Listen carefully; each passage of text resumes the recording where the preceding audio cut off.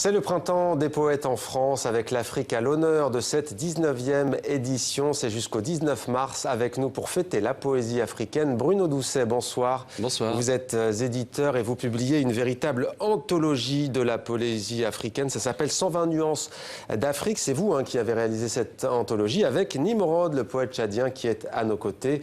Je n'oublie pas également Christian Poslaniec. Nimrod, merci d'être avec nous. Merci. Vous êtes romancier et poète. On vous avait déjà reçu il y a quelques mois.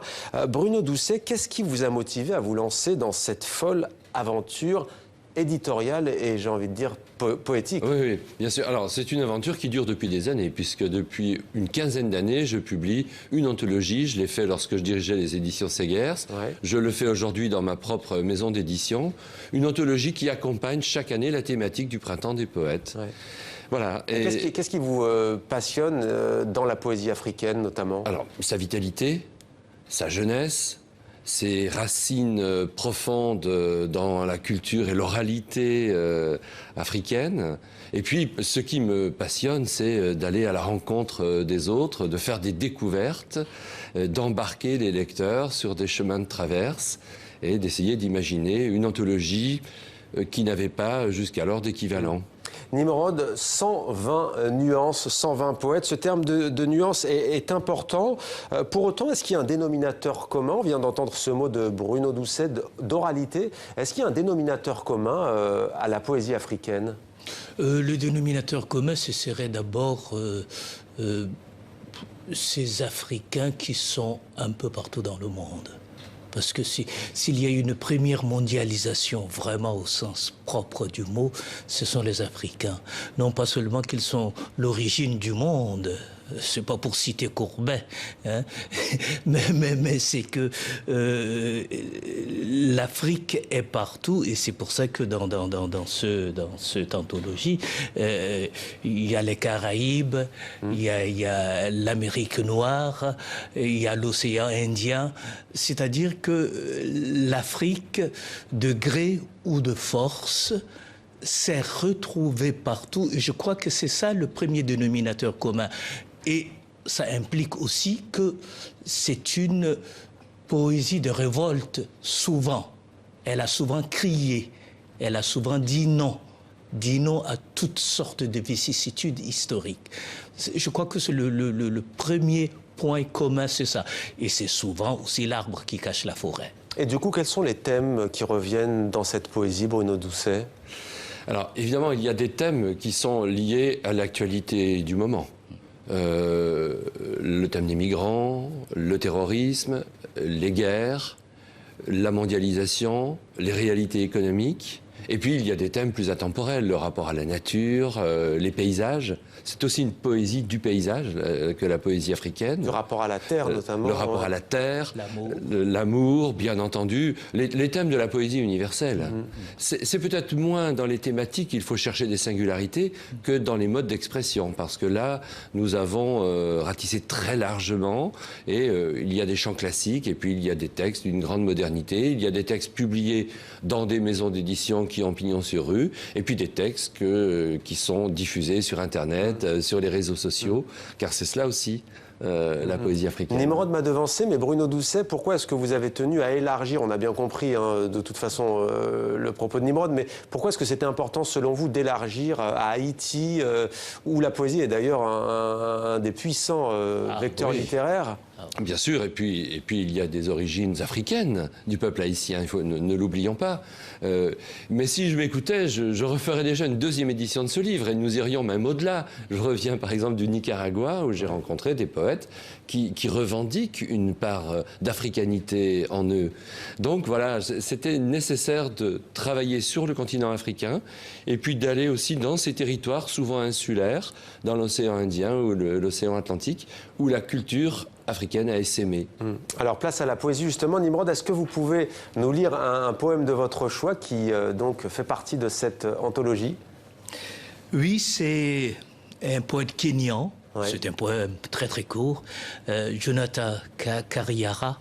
Et ça s'intitule tout simplement « Je m'étais allongé ». Je m'étais allongé l'autre nuit et je revins. Tous On nous enduisait de l'argile blanche et de l'enseignement étranger, et elle étouffait l'homme noir endormi à l'intérieur. Se réveillera-t-il, perle dans une coquille d'huître ou pourriture?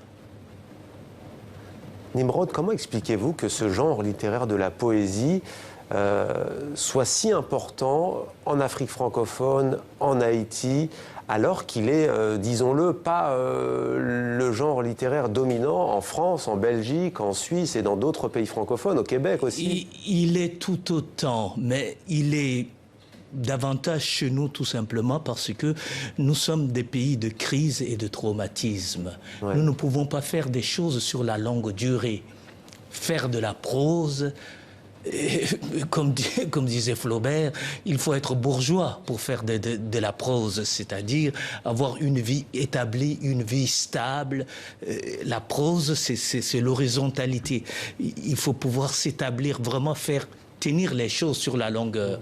Alors que la poésie, c'est une fulgurance. C'est une fulgurance, c'est le rythme, peut-être aussi, le fracas parfois. Mais il tient à tout ça. Vous venez vraiment de le définir là. Là, vous avez donné absolument la définition de la poésie. Et donc, n'importe quel précaire peut, dans sa petite misère, s'il a une petite organisation, il peut y arriver.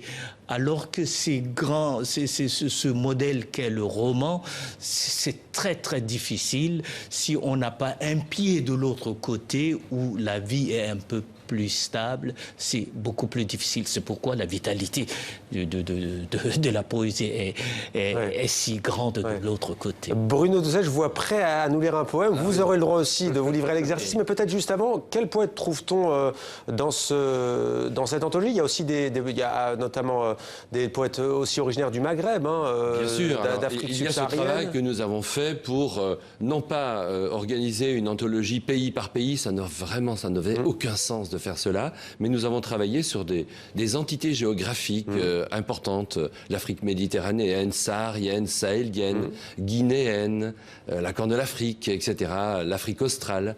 Il y a notamment le Congolais Chikaya Outamsi, il y a Habiba Djahnin, l'Algérienne, Aimé Césaire, bien entendu, qu'on ne présente plus. Oui, oui. Donc des figures majeures de la poésie, des poésies africaines, Léopold Sédar Senghor et tant d'autres, et puis des voix émergentes, et, je tiens à le dire, des voix de femmes. Il y a beaucoup de femmes et de jeunes femmes dans cette anthologie. Certaines vont même publier pour la première fois en Europe. Et certains grands de ces poètes sont venus sur le plateau de 64 minutes sur TV5 Monde. C'est le cas de Breton Bach. Oui. Très aimé, je t'envoie une tourterelle vermeille, car personne ne tire sur un messager rouge. Je lance haut dans l'air ma tourterelle vermeille. Je sais que tous les chasseurs la prendront pour le soleil. Vois, ma tourterelle s'élève, ma tourterelle s'incline. Sur son passage, les océans scintillent, les arbres verdissent. Elle bronze mon message sur ta peau. Car mon amour voyage avec toi. Mon amour s'attache à toi tel un ange, comme une aile. Candide comme un ange, je te prie, prends mon amour comme une voilure enveloppante. Nimrod, Breton Bach, par exemple, pour vous, que représente-t-il? Tout. C'est un auteur qui a accompagné toute mon adolescence, parce que toute mon adolescence a été rythmée par les coups durs de l'apartheid, et il en était le symbole, son emprisonnement, tout le mouvement qui avait été engagé pour sa libération, et sa libération ensuite, ses témoignages, ses premiers livres, ses poèmes. Donc Breton Bach m'a accompagné partout jusqu'à ce livre que Bruno va faire et nos premières rencontres. Donc... Alors, votre actualité, 120 nuances d'Afrique, il y a aussi deux livres qu'on aimerait présenter de vous, Nimrod. Il y a L'enfant n'est pas mort, édition Bruno Doucet, justement. Il y a également J'aurais un royaume en bois, flotté, anthologie personnelle, 1989-2016, c'est chez Gallimard. Quelques mots maintenant de votre part du Printemps des Poètes, Nimrod. Comment est-ce que vous allez y prendre part? Ça se déroule partout en France, c'est bien cela, pas seulement dans la capitale Paris. Est-ce que vous allez faire des lectures, rencontrer vos lecteurs, par exemple? Ah oui, ce Ça a commencé depuis février. Je prie de ne pas tomber. Hier soir encore, j'étais quelque part, je ne me souviens même plus. Vous vous rendez compte? Et il y a là, aujourd'hui, Bruno et moi, on sera à Aix-en-Provence le 17. On passe littéralement notre vie dans les trains et les avions pendant tout ce mois de mars. Et le 18, on revient en région parisienne, lui vers Courcouronne, moi à Mantes-la-Jolie, et puis l'Afrique est à l'honneur cette année, justement. On imagine que votre livre, cette anthologie, elle va être l'un des piliers, l'un des événements. Oui, c'est une anthologie qui est importante, qui était attendue et qui est utile surtout, parce qu'elle permet vraiment au public de découvrir. Vous savez, le but d'une anthologie, c'est de donner au lecteur l'envie d'aller voir par lui-même. Donc voilà, nous ne faisons que faire naître des désirs de voyage, et je crois que c'est réussi. Bruno Doucet, merci beaucoup pour cette anthologie donc réalisée avec vous, Nimrod, poète tchadien. Ça s'appelle 120 nuances d'Afrique, édition Bruno Doucet. Merci à tous les deux. Merci.